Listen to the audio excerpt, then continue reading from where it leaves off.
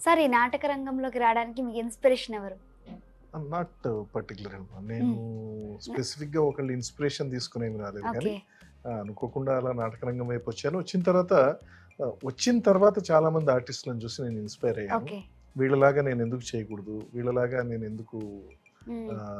పెద్ద పెద్ద క్యారెక్టర్స్ చేయకూడదు ఓకే. అని చెప్పేసి నేను దాని మీద ఎక్కువ దృష్టి పెట్టడం జరిగింది. ఓకే. ఆ దృష్టి పెట్టడం వల్ల నేను చెప్పాను కదా, చాలా మంది దర్శకుల దగ్గర వర్క్ చేశానని. యాహ్! ఆ చేస్తున్న క్రమంలో నేను గోపరాజు రమణ గారు, హ్మ్.